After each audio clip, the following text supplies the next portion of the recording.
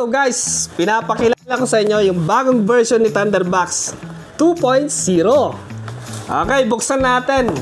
Alam nyo guys, eto guys yung flagship na design ni Thunderbox. Thunderbox 2.0. Excited ako na makita yung kanyang laman. Ba, grabe ah. Paano mo ito buksan? Ah, ganon. Okay, so ito siya guys. Presenting. Ayun, ang ganda ng packing niya. May hilaan pa siya, oh. Check ako guys na magugustuhan nyo to kasi nakakabitin. Okay, so ito siya guys. Yung dating design ni Thunderbox yung ganito. Okay, ngayon may bago. Ito yung bago niya na design. Charat! Ang ganda guys, oh. Diba? Ano to yung manual niya? Okay, yung manual niya. Tapos, andito yung kanyang charging brick. Tapos, yung kanyang handle. Dito natin siya ilalagay. Ayan. Okay, tanggalin muna natin. Kasi nga ito guys ay meron siyang flashlight. Pwede natin pang ilaw, oh. Wireless na flashlight. Yan, oh. Itatouch lang natin na ganun. Wala siyang switch, kundi touch lang. Ang lupet, diba? Ganon. Okay, so ito guys yung power station ni Thunderbox 2.0 from Metabunny. Tama ba ako? Thunderbox 2.0 Metabunny. Meron siyang rabbit na may hawak na star. Wow! Sobrang ginandahan ni Thunderbox. Alam nyo guys, si Thunderbox V2.0 Metabunny, from previous version, yung unang version niya ay 300 watts. Ito guys ay 400 watts na siya na may surge hanggang 800 watts. At eto ang malupit dito guys kasi sa size nito at wattage ito, eto pa lang ang naka-lithium iron phosphate. Diba 288 watts hour at naka 16 volts siya. So hindi hirap yung kanyang inverter. Sulit na sulit ang battery nito guys kasi 3,000 cycle ang lifespan ng battery nito. Compare sa mga lithium ion na may 500 cycle lang siya. So 6 times na mas mahaba ang lifespan ng lithium iron phosphate kaysa sa lithium ion. So eto guys, matagal yung kanyang battery kasi naka LFP siya or lithium iron phosphate. Tapos naka 288 watts hour pa siya. So matagal-tagal mo siyang gamitin sa size na ito. At eto pa guys, nagtingin-tingin ako sa mga online shop. Only Thunderbox 2.0 Metabunny. Ang 400 watts pero naka lithium iron phosphate. Diba ang lupit nun? Kasi guys, eto ang flagship design ni Thunderbox. Ang malaking tanong ngayon, magkano ang presyo ni Thunderbox V2 Metabunny? Nasa 8,799 pesos in Lazada at Shopee. Tanggalin muna natin to. Yun, oh. Wow, ang ganda, diba? Isa-isayin natin para makita natin kung sulit yung pera natin na pinambili dito. Dito sa kanyang harapan, kita nyo naman guys na nakikita sa kanyang loob. Meron siyang look na parang transformer yung kanyang itsura. At dahil sa version 2.0 ito ni Thunderbox, meron siyang kulay puti na number 2 dito. Tapos, umiilaw yan guys at check na magugustuhan nyo. So ito guys yung kanyang AC outlet, 400 watts, pure sine wave. Ayan, 400 watts siya pero kaya niya hanggang 800 watts. Yun yung kanyang surge. Napaka-unique lang kasi yung design niya guys, yung mga cut niya talagang napaka-unique. Signature ni Thunderbox yan. Okay, tapos ito yung kanyang charging input. Pwede sa kanyang 12 volt hanggang 24 volt, 5 ampere na may maximum hanggang 120 watts. Tapos dito na rin yung kanyang ventilation, papasok yung hangin kasi meron siyang screen. Tapos dito yung kanyang DC output, 12 volt, 10 ampere, 120 watts yung kanyang maximum. Eto guys ay regulated kasi yung kanyang battery ay nasa 16 volt. Sigurado yung kanyang output ay regulated 12 volt. At dito naman guys sa kanyang USB port, dito meron siyang USB-C 3.0. Eto guys ay supported siya ng power delivery hanggang 100 watts. At eto ang malupit dito guys kasi pwede mo siyang i-charge gamit dito sa DC input na to, yung 12 at 24 input niya. Pero pwede rin dito sa kanyang output na power delivery hanggang 100 watts. So pwede mo i-charge gamit ito, gamit yung mga charger na ganito, yung 65 watts. So, dual input itong power station na to guys. Pwede i-charge dito or dito sa kanyang output at input na Type-C. Tapos dito meron pa siyang output na USB Type A na supported siya ng quick charge hanggang 18 watts. Tapos 10 watts naman dito sa dalawa na to.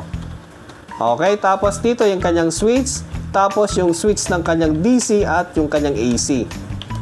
Ayan guys, so ang ganda ng kanyang display. Naalala nyo sa si nating phone, para siyang ganon. So dito makikita nyo sa kanyang display, kakaiba yung cutout niya eh. Si Thunderbox B2 pa lang ang natatanggal yung kanyang handle, pero pwedeng maging flashlight. Kasi ito guys ay meron siyang LED dito, tapos, o comb light dito, tapos meron siyang battery. So yun yung kina-charge dito sa kanyang display.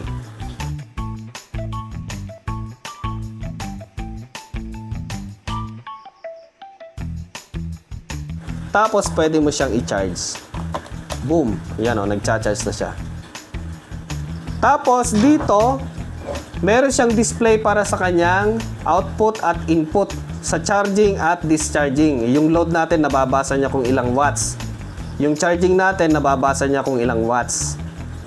Ngayon, ang tanong, Wandilasag, pwede ba siyang gamitin habang nag-charge? Pwedeng-pwede guys. Tapos dito naman yung display ng kanyang state of charge. Fully charged siya 100%. Okay, tapos dito sa likod, nandito yung kanyang blower. Napaka-unique yung kanyang design. Grabe. Talagang ginalingan ni Thunderbox ngayon. Meta Bunny. Ayan. At siya nga pala guys, itong body nga pala, itong chassis ni Thunderbox B2 ay made of aluminum. Aluminum po yan. So, napakatibay. Kaya nga sinabi ko kanina, ito yung flagship na design ni Thunderbox B2.0 Meta Bunny. Aluminum po yan, hindi basta-basta. Gagasgasin natin konti para makita ninyo na talagang aluminum siya. You know. Okay, ang plastic lang dito yung kanyang harapan kasi kung aluminum yan, hindi nyo makikita sa loob. Dito plastic.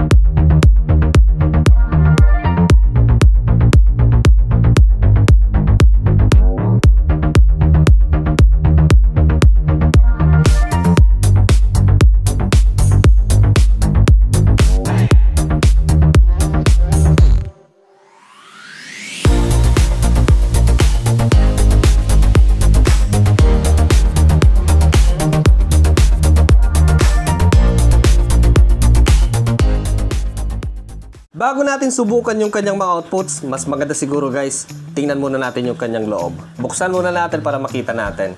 Mas maganda tanggalin natin to. Then, apat lang yan dito sa likod. Ang design niya kasi ay pahaba. So, wala tayong pangamba na matutumba siya kasi mahaba siya. Ganon.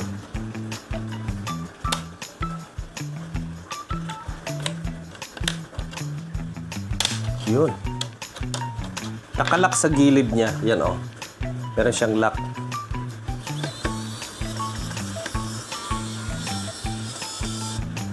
Oh, ganun pala. Hilain lang pala. Okay. So, dito sa mga butas niya, huwag kayong gagawa ng daanan. Dito kasi pag nagasgas, sayang din naman. So, dito sa mga butas niya, hilain. Ayun, natatanggal dito yung connection niya. Ayun, tutulak pala siya papunta doon. Doon lalabas sa harap. Ayun o. Kailangan muna, tanggalin nyo muna yung mga nakaatas dito sa ibabaw. Kasi yun yung magiging hadlang kung ilalabas siya. Yun yung tatama yung mga tornilyo niya. Or screw.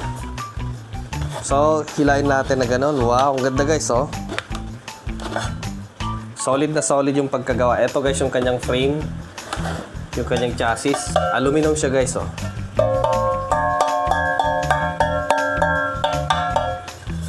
Okay, lagay muna natin dito. Yan, dito tayo sa kanyang. Tingnan natin kung anong klaseng inverter. Maganda ba yung inverter niya at yung kanyang battery. So, mahirap siyang tanggalin, guys. Eto, guys, papasilip ko na lang sa inyo. Yan, guys, yung kanyang control board. Meron siyang inductor dito. Siguro para sa kanyang output sa kanyang charging ng cellphone. Tapos yung kanyang regulated na output na DC. Tanggalin na natin to. Sirain na natin. Para makita natin. Yun, oh.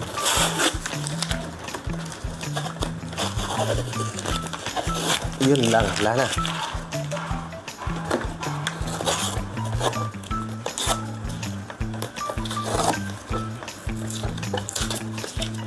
Kung kailangan natin buksan yung kanyang battery, bubuksan natin para makita ninyo. Tapos, meron siyang connector dito. Yan o, XT60, yung kanyang connector para sa kanyang battery. So, mas maganda para safe tayo. Tanggalin muna natin yan. Pati yung battery. Yan o, sulit na battery, guys. Dalawa yung connection niya, papunta sa kanyang output at input. Papunta sa inverter. So, ito papunta sa kanyang charging. Tapos, yung isa papunta sa inverter. Mas maganda, tatakan natin para alam natin kung saan yung papunta. Para hindi tayo napapachamba. Hindi tayo mapapasama. Yun, oh. Tapos, tingnan pa natin yung inverter niya. So, separate, guys. Meron siyang enclosure para sa kanyang battery at inverter. Dito yung battery at dito yung inverter niya. Yun. Ganun lang pala. Okay. Ganun lang pala. So, matatanggal na yung kanyang AC output. So, nakadikit siya, guys, oh. Para hindi matanggal. Tapos, yung mga capacitor niya nakadikit. Yun, oh. So, ginamit nila dito, guys, ay SMD lahat. Ayan. Nakadikit siya para hindi siya alog-alog. Tanggalin natin para makita natin lahat-lahat.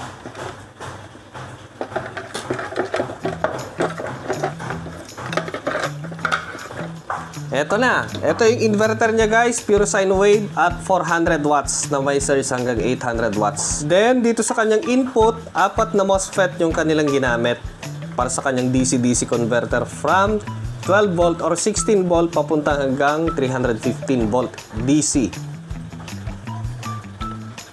Okay, ang ginamit ay 3205. So, marami tayong makikitang ganyan at marami siyang replacement. So, mahirap siya makita, guys, kasi maliit. Ayun. Ang kanyang spec, guys, ay FHP 20N50. So, yan siya, guys, para makita nyo na lang. So, nagtingin ako sa Google. Eto, guys, meron siya. Kung sakasakali. Tapos maraming mabibili sa online. So, eto. Yan, 20 ampere, 500 volt na MOSFET. Okay? Yan, o. 20 ampere siya. So, matibay-tibay siyang MOSFET. So, eto naman, guys, yung kanyang battery na 288 watts hour. So, mas malaki nga lang konting capacity nito. Kundi lang naman. Kay Bluetti EB3A. Kasi kay EB3A, nasa 268 watt hour lang. Pero konti lang naman. So, ang ginamit nilang battery dito, guys, para makita ninyo. So, yan. 32700 tapos 6000 mAh, 3.2 volt. Nominal, nasa 19.2 watt hour yung isang battery. So, nasa 3, 6, 9, 12, 15 lahat na cell.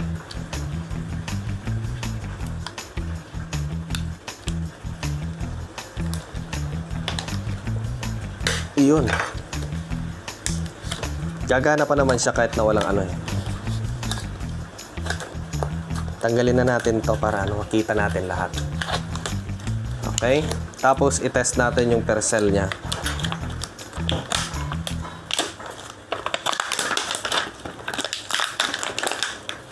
Safe na safe yung kanyang battery. Lithium iron phosphate. Tanggalin natin to. Ito yung ayusin nating tanggalin para may balik din lang natin. Para kahit pa paano meron siyang protection pa rin. Boom. Diyan ka muna. So, yun yung kanyang BMS. Galing, ah. Bale, tigtatatlong 32,700. Yan o, tigta tatlo per cell. Tapos 1, 2, 3, 4, 5. Kasi kung 12 volt, 4 lang yan. Okay, nasa 5S siya. So ito yung kanyang BMS. Okay. I-test natin yung kanyang output, tapos yung volt ng bawat cell.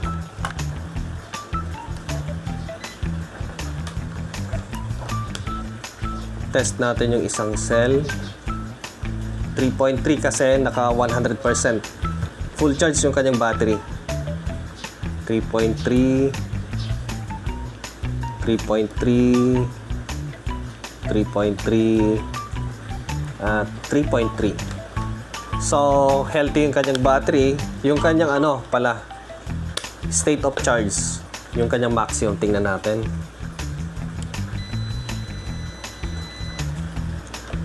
Mali. Ito pala. 16.7 volt.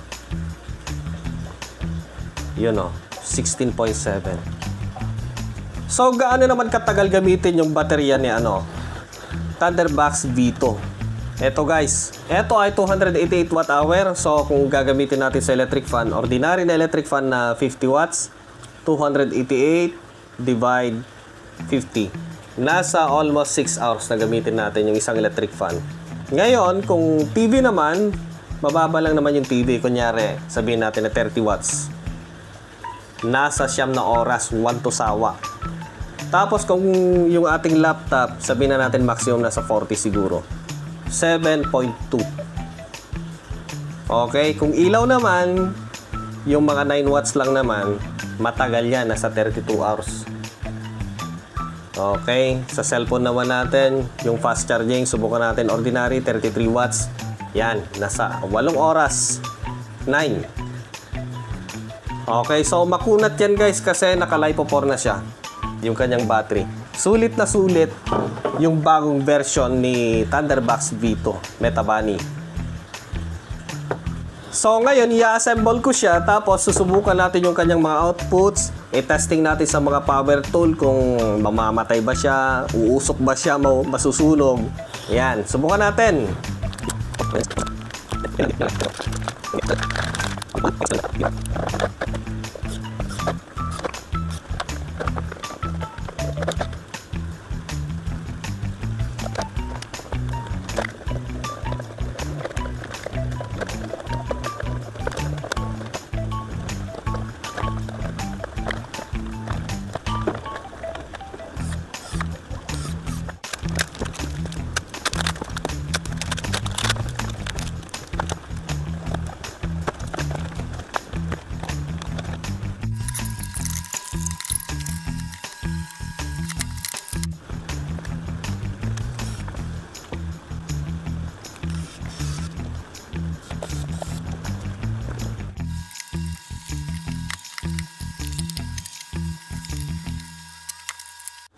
I-try natin kung hindi na pasama sa ating ginawang teardown. Okay, so okay naman siya. Ayun, may napansin ako dito guys kasi yung kanyang battery. So ginamit ko na to kagabi na pinag-testing ng mga power tools. 100%, ang natira ay nasa 70%. So yan o. Pag nasa 100% pala, hanggang dito umiilaw. Ayan. Tapos, malamang unti-unti. Yung 2 na yan, 100%. Tapos 70% bawas na siya. Unti-unti magbabawas yung display dito. Bukod dyan, meron pa siyang display dito para sa kanyang state of charge sa kanyang battery. Yan o. Nasa 70%. Okay, so DC muna. Ilang press lang natin yung DC button dito. Tapos may lalabas doon na DC. Yan o, meron na. So, subukan natin. 12.9. So, regulated siya guys kasi yung battery niya ay nasa 16 volt. Kahit mo ba yung 16 volt hanggang 15, stay na 12 volt yung lumalabas dyan. Okay? Tapos, dun naman sa ang pag-test ko dito ay itong soldering na to. Tingnan natin kung supported siya talaga ng power delivery ng hanggang 100 watts. Okay? Tingnan natin kung aangat yung kanyang voltage from 5 volt hanggang 20 volt. Okay, saksak natin itong type C na to. May decoy na to sa loob, tapos makikita natin dito yung display yung kanyang kung ilang voltage lumalabas. Okay, yun o. So, pindutin natin. Ayun o. Nasa 20 volt na yung lumalabas sa kanya. 20 volt. So, tamang-tama sa ganitong klaseng soldering kasi ito guys ay nasa, yung maximum na temperature nito ay nasa 420 degrees. So, adaptable siya hanggang 5 hanggang 20 volt. So, makikita natin kung totoo or hindi. Okay, so isunod naman natin. Ito guys ay supported siya ng power delivery hanggang 100 watts. So, i-try naman natin yung kanyang quick charge kung tataas hanggang 12 volt. Okay.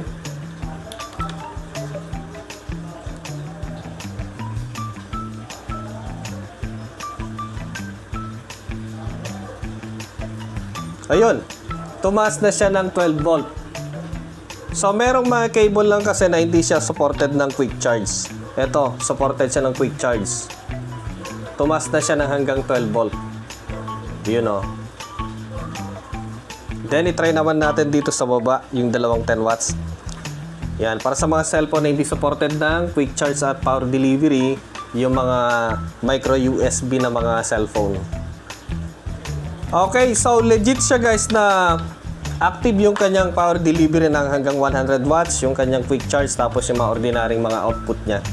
So, ngayon, subukan naman natin sa kanya. Ay, meron pa pala guys. Eto, sakto, namatay siya. So, itong device na to guys ay hindi mo na kailangan na paandarin or i-on pag gagamitin mo yung kanyang 100 watts na power delivery. Eto guys kasi ay pwede siyang maging charging input at output. Kasi dito guys ay mas mataas yung wattage niya ng charging kaysa dito. Okay, pero mas maganda pa rin kung dito kayo kung wala kayong yung mga charging brick na ganito na 65 watts. Okay, so ito guys, kahit hindi mo na siya i-on, pwede siya direct. Automatic siyang aandar. Yun o. Automatic madidetect niya yung kanyang decoy. Or automatic magkakaroon ng output. 20 volt kaagad. Okay, tapos, pag pinatay natin, or tanggalin natin, automatic siyang mamamatay kahit hindi natin na pinapatay.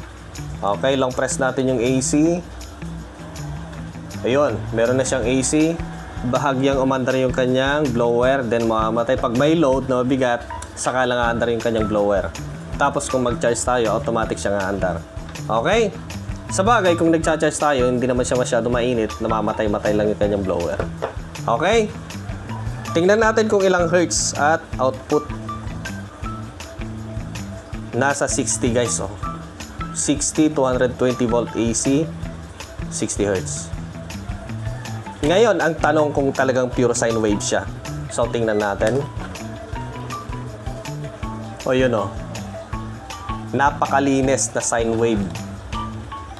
Kung tutusin nga guys, mas malinis pa yung output nito kaysa yung ginagamit kong hybrid inverter.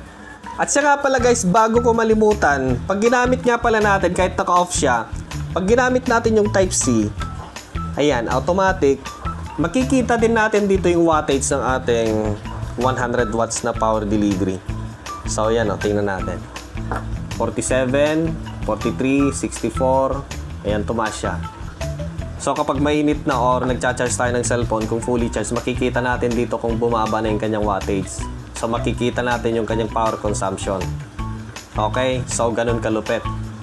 So, ito guys ay pwede nating i-charge gamit yung cigarette lighter outlet ng ating sasakyan. So, kung 24 volt yung battery ng sasakyan natin, mas mabilis nga lang siyang i-charge. Okay? Saksak natin sa AC. Ayun, sakto namatay siya. Ngayon, pag i-charge natin, ayan, automatic siyang mabubuhay. Tapos yung percentage ng ating battery, ganyan siya. 70% pa lang yan. Ngayon, kung magiging 100%, 80%, hanggang dito na yan. Hanggang sa puno. Pag almost 90%, nagaganyan siya hanggang dito. Pag 100%, steady na yan. So, ganyan makikita natin yung wattage, tapos yung SOC or state of charge ng battery. Subukan natin sa mga power tools na to. Itong isa ay nasa 600 watts. Yan, si Jigsaw 600 watts. Tapos itong isa naman ay nasa, try lang natin, 800 watts. Okay. Ayan, yung electric fan, mababa lang yun. Nasa 50 watts lang yun eh. Okay, so ito yung susubukan natin, si Jigsaw muna. Iyon natin. Para makita natin yung wattage dito. Long press natin yung AC. Ayun. Mandar yung kanyang blower, bahagya. Ang maganda nito, yung kanyang outlet, meron siyang takip. Na kapag tutusukin lang natin ng saksakan, saka lang siyang bubukas. Saka lang siya bubukas. Okay, subukan natin. Nasa 600 watts.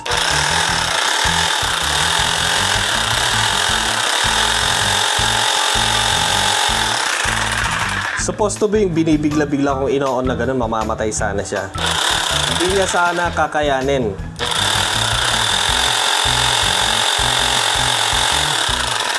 Yung running wattage niya ay nasa 300. So, subukan naman natin sa grinder. Ito nasa 800 watts. Try natin. Magaan lang naman yan eh. Okay. 800.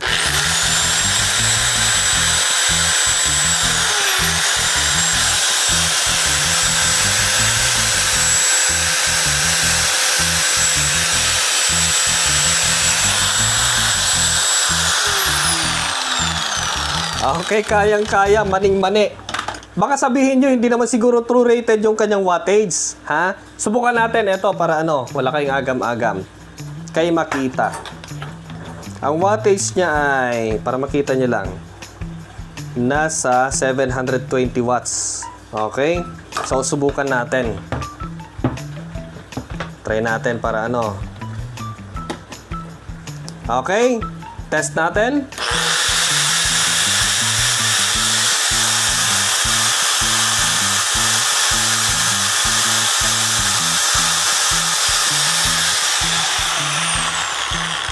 Parehas din lang sila na more than 300 watts yung kanyang running. Okay? So, wala nang agam-agam. Sa electric fan, yakang-yaka yan kasi 50 watts lang naman yon. Isa pa. Eto, kailangan hindi tayo lalampas sa 800 watts kasi nga, yun yung kanyang surge. Eto, yung blower na 400 watts. Try natin.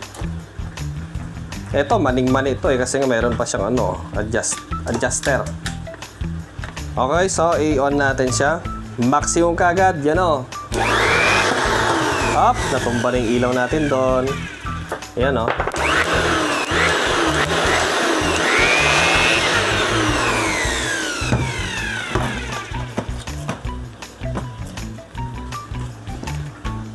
Ayan, kayang-kaya niya guys kasi makunat yung kanyang battery. Kung tutusin nga, yung pagbigla-bigla nating pag-on na ganoon, sana nag-fault na siya.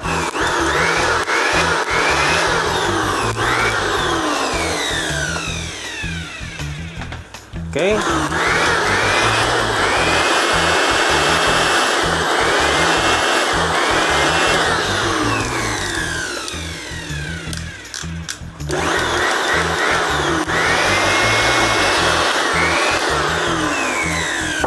Subukan naman natin sa heating appliances, electric kettle. Ang wattage nito ay nasa 850 watts. Guys, huwag niyong susubukan kasi mataas na load na to. Saksak natin. Yun. Then, guys, warning guys, huwag nyo susubukan kasi mabigat na load. Try natin.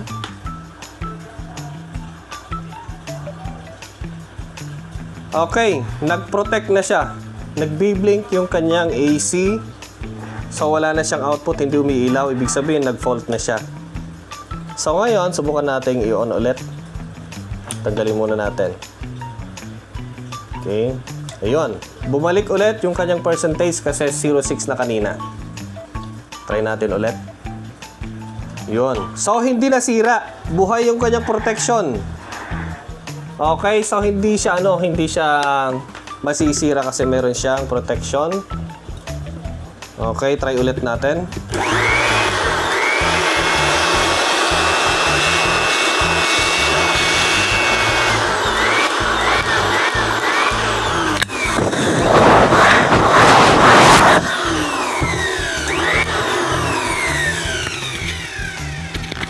Ang mga nagustuhan ko dito guys, unang-una yung kanyang battery kasi naka LFP na siya. Tapos, yung build quality.